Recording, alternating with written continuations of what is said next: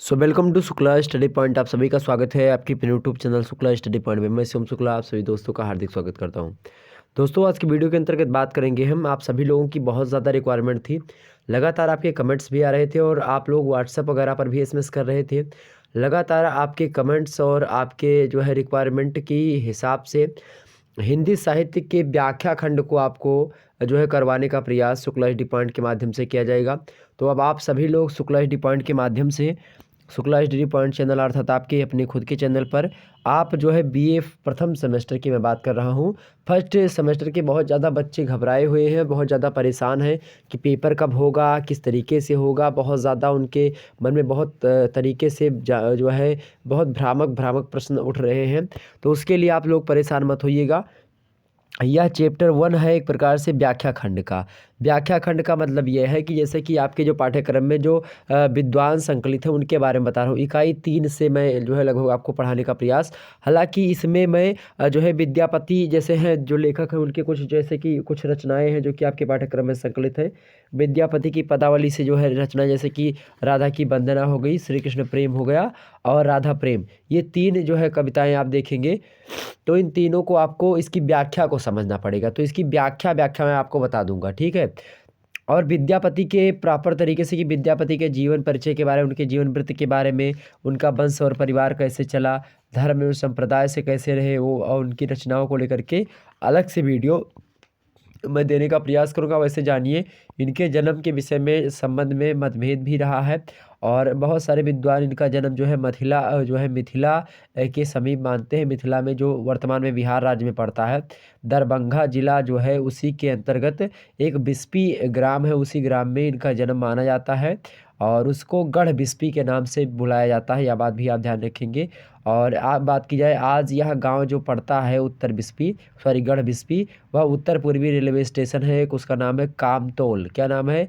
कमतोल। कमतोल कहा जाता है उसको। तो कमतोल रेलवे स्टेशन के समीप जो है यह गांव स्थित है और इस गांव में विद्यापति के पूर्वज लोग रहते थे।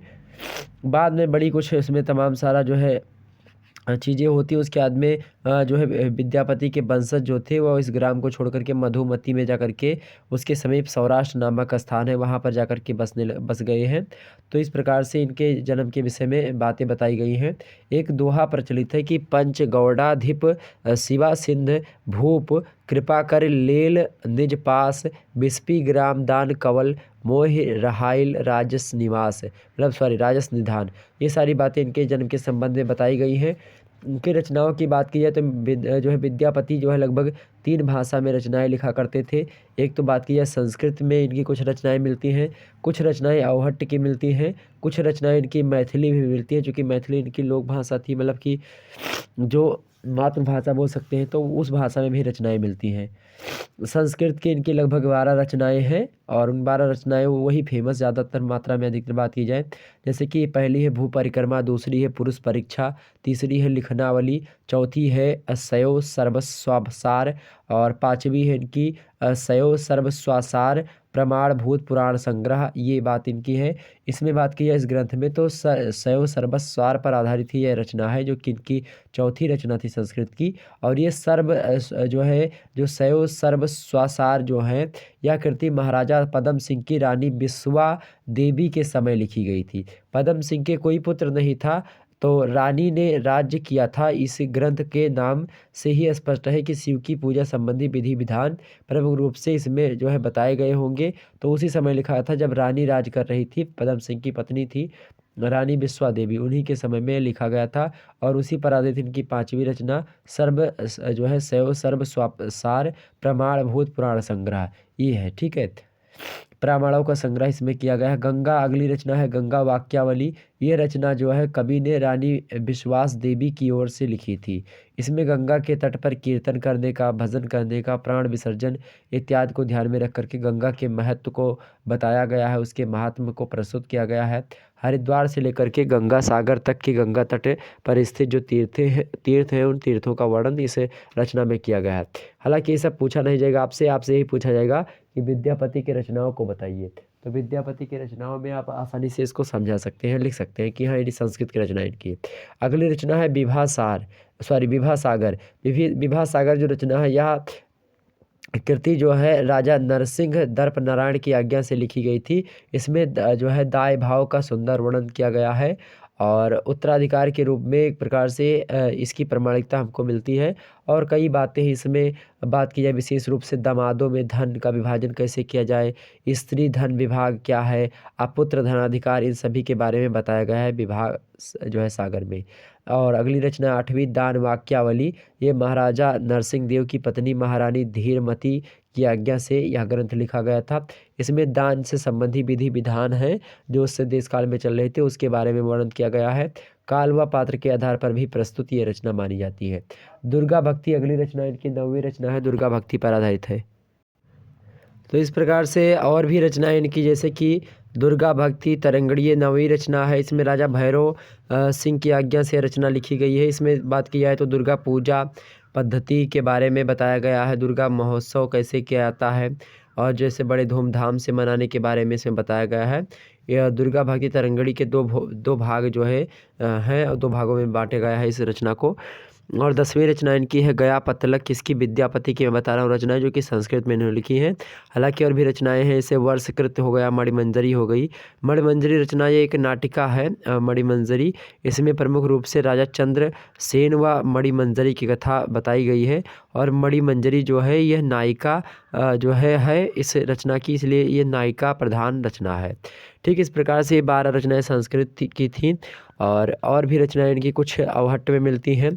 अब जब मैं रचनाओं वगैरह को पढ़ाऊँगा तो विस्तार से आपको बता दूँगा। हालांकि अभी व्याख्या खंड हम समझेंगे और आज की वीडियो में राधा की वंदना के बारे में समझेंगे। वैसे अवहट्ट की रचनाओं में बात की जाए तो इनकी रचनाएं मुख्य रूप से 2 रचनाएं हमको प्राप्त होती है। पहली है कीर्तिलता, दूसरी है कीर्ति पताका। ये दोनों रचनाएं मोस्ट इंपॉर्टेंट हैं। इनके बारे में भी जो है थोड़ा वो एग्जाम से प्रश्न नहीं पूछा जाएगा, बस इनसे ये प्रश्न पूछ सकता है कि जो है विद्यापति की रचनाओं के बारे में बताएं। तो आप जान लीजिए कि ये 2 रचनाएं जो है अवहट्ट में लिखी गई हैं, कीर्तिलता और कीर्ति पताका 2 रचनाएं। और मैथिली की रचनाएं अगर बात की जाए तो मैथिली भाषा में इन्होंने रचनाएं लिखी हैं और विद्यापति के कई पद मिलते हैं और जिनका संग्रह समय समय पर लोगों ने किया भी है। और एक प्रकार से ये जो है ये विद्वान कैसे, मतलब ये जो थे विद्यापति, ये कैसे किस जाति के थे, तो ब्राह्मण वंश के थे। ठीक है, यह बात भी ध्यान रखेंगे। तो अब हम बात कर लेते हैं कि आखिरकार जो है इनके जो रचनाएं हैं उनकी व्याख्या जो आपके पाठ्यक्रम में संकलित हैं, उनकी व्याख्या हमको कैसे करनी है। तो आपके सामने यहाँ पर व्याख्या सबसे पहले हम करेंगे किसके बारे में, तो आज की वीडियो में केवल हम इतना समझेंगे कि राधा की वंदना जो है एक प्रकार से जो का खंड है आपके पाठ्यक्रम में संकलित है। अगर मान लेते हैं इसकी व्याख्या आपसे पूछ लिया है एग्जाम्स में, तो आप कैसे करेंगे, ऐसे लिखा हुआ मिलेगा। तो ये जो है जो विद्यापति पदावली पुस्तक आती है उसके संपादक हैं आचार्य रामलोचन शरण और उसमें जो है इन सभी की बातों के बारे में मेंशन है। हालांकि जब आप अपने यूनिवर्सिटी से संबंधित सीरीज वगैरह ले लेंगे तो उसमें भी जो है चीज़ें मिल जाएंगी आपको, उसमें आप तमाम सारी चीज़ों के बारे में अध्ययन कर सकते हैं। ठीक, तो इसमें 3 चीज़ें हमको पढ़नी। विद्यापति जो है उनसे हम 3 जो है रचनाएं हमारे पाठ्यक्रम में। पहली है राधा की वंदना, तो आज के वीडियो में हम राधा की वंदना को देख लेंगे। उसके बाद में और वीडियो जो हो जाएगी आपकी, जो अगली वीडियो आएगी उसमें श्री कृष्ण प्रेम के बारे में और फिर राधा के प्रेम के बारे में। तो अब मैं सोच रहा हूँ लगातार ये सीरीज आगे बढ़ाई जाए और डेली आपकी क्लास जो है ली जाए, डेली एक एक करके। जैसे कि आज अगर हमने राधा की वंदना की व्याख्या कर ली तो अगले दिन हम श्री कृष्ण प्रेम की व्याख्या देख लेंगे। ठीक है, और व्याख्या के साथ साथ विशेष वगैरह के बारे में भी हम चर्चा कर लेंगे, उसका भाव साम्य वगैरह क्या है तो उसके बारे में भी हम चर्चा कर लेंगे। ठीक है, तो चलिए अब हम जो है राधा की वंदना जो यहाँ पर आपके सामने लिखी हुई है इसकी व्याख्या आपके सामने प्रस्तुत करते हैं। और जैसा कि आपको पता है कि अब इसके बाद में हम श्री कृष्ण प्रेम की जो है व्याख्या कर देंगे, उसके बाद में राधा प्रेम की व्याख्या कर देंगे। तो छोटी छोटी वीडियो आपके सामने प्रस्तुत होती रहेंगी इसी प्रकार से, तो आप सभी लोग उसका लुत्फ़ उठाएं और आसानी से अपने सिलेबस को कंप्लीट करें।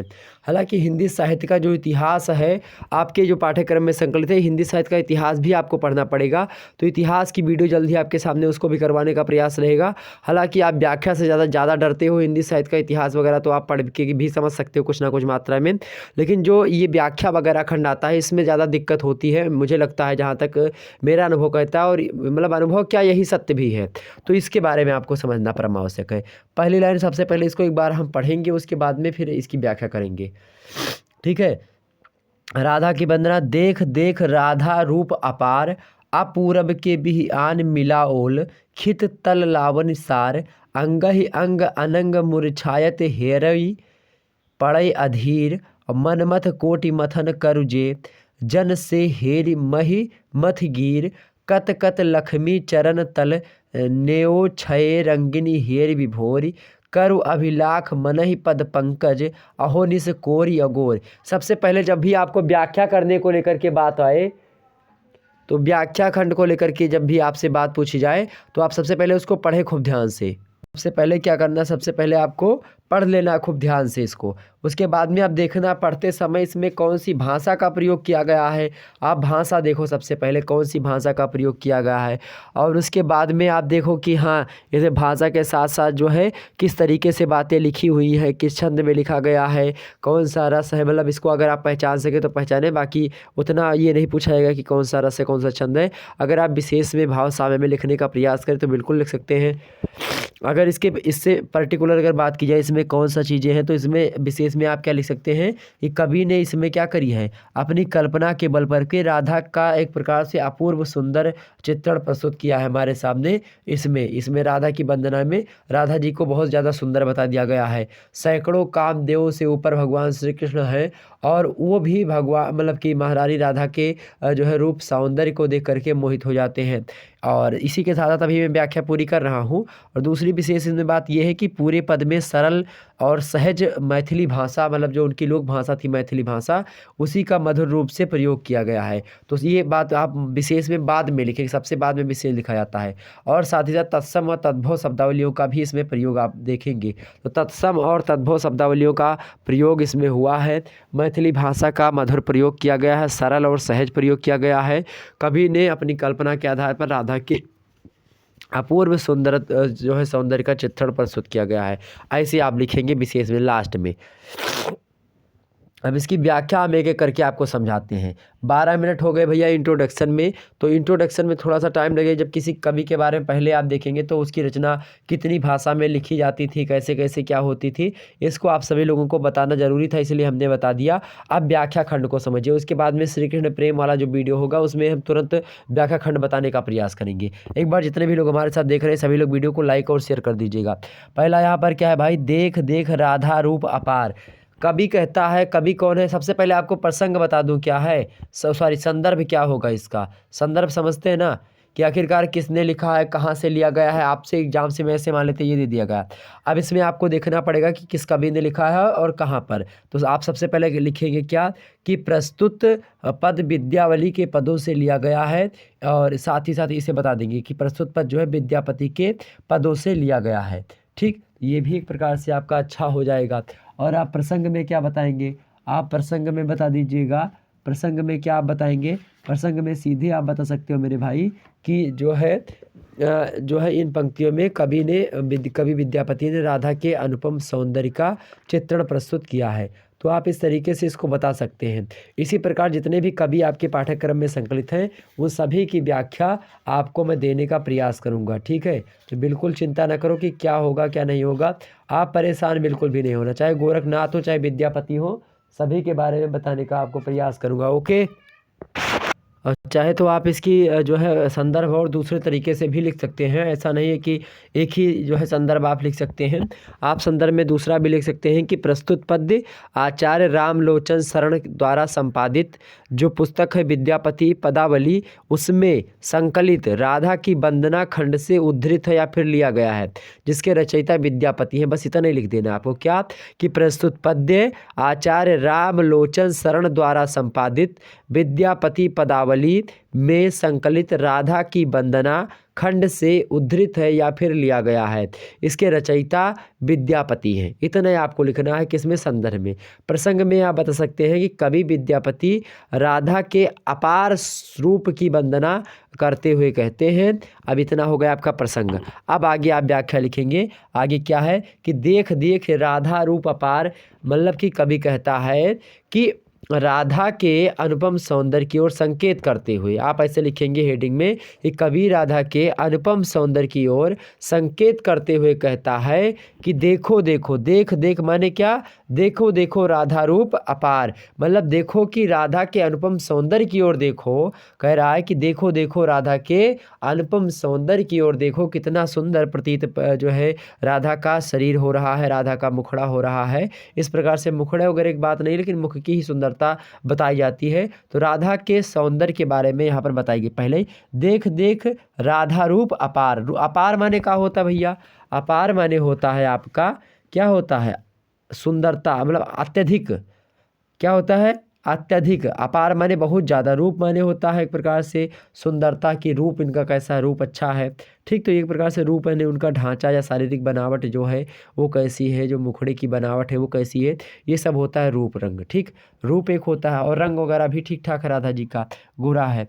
तो देख देख राधा रूप अपार, आगे कहते अपूरब के बिह आन मिलायोल मिला ओल खिति तल लावनी सार। अपूर्व माने होता है अपूर्व, ठीक है, और के माने होता है किस।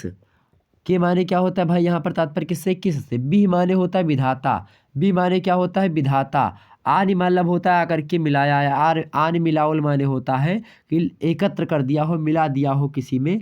खिल तल लावन सार, खिल तल माने होता है पृथ्वी पर या भूलोक पर। खिल तल माने क्या होता है, मतलब सॉरी खित तल, खित तल होगा, हाँ।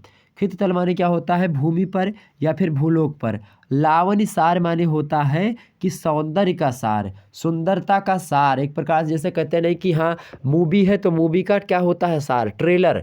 तो ट्रेलर जो होता है मूवी का सार होता है, जिस प्रकार से उसी प्रकार से लगता है, कभी कहता है कि राधा के देखो देखो राधा के अनुपम सौंदर्य की ओर देखो, लग रहा है कि विधाता ने क्या कर दिया हुआ, जो जीवन के अर्थ जो संसार के समस्त या फिर जो सभी जो तत्व होते हैं सुंदरता के, कभी कहता है कि सुंदरता के सभी तत्वों को जो है मिला दिया गया हो, ऐसा प्रतीत होता है राधा जी का सुंदर सा चेहरा, ऐसा बताता है कवि। कवि कहता है कि ऐसे राधा के अनुपम सौंदर्य की ओर देखो, जो राधा के सौंदर्य को देख करके मानो ऐसा लग रहा हो कि विधाता ने इस पृथ्वी पर विद्यमान सारे तत्वों को मिला करके और जो है उसको इकट्ठा कर दिया हो। मतलब कहने का भाव इसका यह है कि राधा का इतना सुंदर रूप है कि मानो उसके सौंदर्य में इस पृथ्वी पर मिलने वाले सारे सौंदर्य तत्वों का समावेश किया गया हो, ठीक। ये बातें इसमें बताई गई हैं। तो इस लाइन की व्याख्या यही है। इस लाइन की व्याख्या लावनिसार हमने बताया ना, बहुत ज़्यादा सुंदरता का सार मतलब होता है लावनिसार। खित तल माने भूलोक पर, मतलब पृथ्वी तल पर जितने भी मतलब वो हैं सुंदरता के तत्व हैं उस सभी को मिलाओल मतलब मिला दीजिए, आन करके मिल गए हैं और सुंदरता के समस्त सार। तो इस प्रकार से सारी बातें बताई गई। तो इतना एक लाइन की आपको व्याख्या ये हो गई कि अपूरब के भी आन मिलाओ। अपूरब माने क्या होता है, अपूरब माने हमने आपको बताया अपूर्व, मतलब लगता है कि जैसे जो अपूर्व काल है या फिर जो जो विधाता है उसने पूरी पृथ्वी के जो पृथ्वी तल है अर्थात जो खित तल है, खित माने होता है भू और तल माने होता है लोक या फिर इस प्रकार से पृथ्वी पर, तो पृथ्वी के जितने भी सौंदर्य के तत्व होते हैं लावनिसार उन सभी को मिला करके इकट्ठा कर दिया हो और वही राधा जी हो। ये बात हो गई। आगे थोड़ा सा हम बढ़ते हैं, आगे समझिए। अगला क्या लिखा है, अंग ही अंग अनंग मूर्छायत। अनंग माने होता है कामदेव, अनंग माने क्या होता है कामदेव, ठीक है, ध्यान रखेंगे। मूर्छायत हेरे पड़े अधीर, मतलब कहने का ये है कि अधीर माने होता है अस्थिर या चंचल होकर के, मतलब अंग ही अंग राधा जी का अंग, और मतलब अंग ही अंग माने होता है शरीर का सारा अंग जो है वह इतना सुंदर प्रतीत हो रहा है कि अनंग, अनंग माने होता है कामदेव मूर्छित हो जाते हैं, मूर्छित होकर के अधीर पड़ जाते हैं कामदेव, एक प्रकार से जो कि इतने चंचल हैं वो अधीर या अस्थिर हो जाते हैं, जो है राधा जी के अनुपम सौंदर्य को देख करके मूर्छित हो जाते हैं लज्जा से। कहने का भाव यह है कि राधा के अनुपम सौंदर्य को देख करके देवता जो है, सौंदर्य के देवता जो माने जाते हैं कामदेव, कामदेव जो कि सौंदर्य के देवता हैं, जो इनको अनंग भी कहा जाता है। राधा जी के तमाम सारे अंगों को अंग ही अंग अनंग, अब यहाँ पर किस अलंकार की पुष्टि है, यहाँ पर अनुप्रास अलंकार, अंग ही अंग अनंग मूर्छायत हेरे पड़े अधीर, यहाँ पर कौन सा अनुप्रास अलंकार है, ठीक।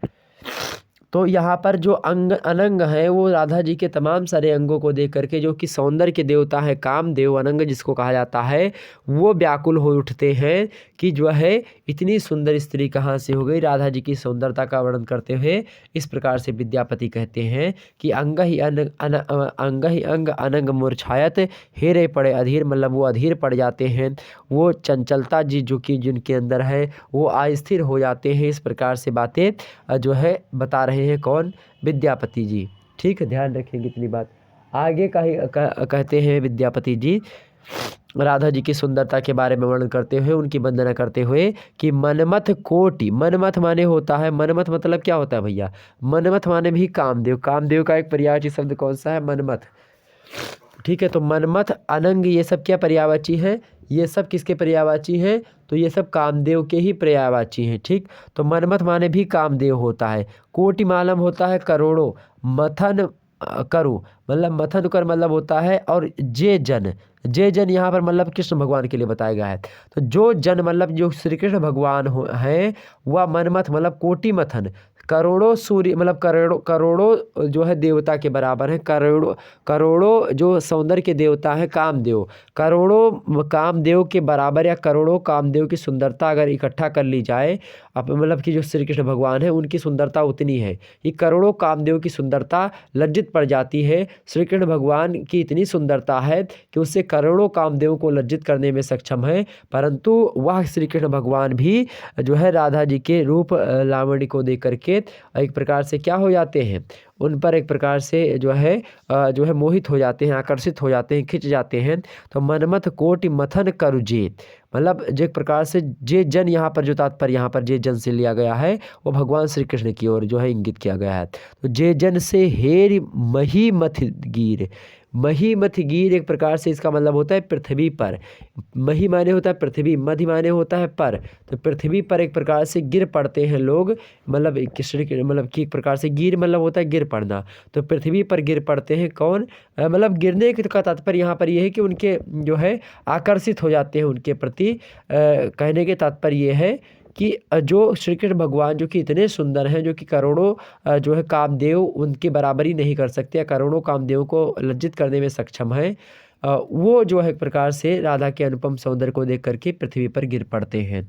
ठीक, ये बातें जो है यहाँ पर तात्पर्य इसका ये है। ठीक, आगे है कि कतकत लक्ष्मी, लक्ष्मी माने होता है लक्ष्मी, कतकत माने होता है, कतकत माने क्या होता है भाई, कितनी ही, कतकत माने चाहे जितना, ठीक है, तो कितनी भी लक्ष्मी मतलब कतकत माने होता है कितनी ही लक्ष्मियाँ, कतकत लक्ष्मी, लक्ष्मी माने लक्ष्मी माता।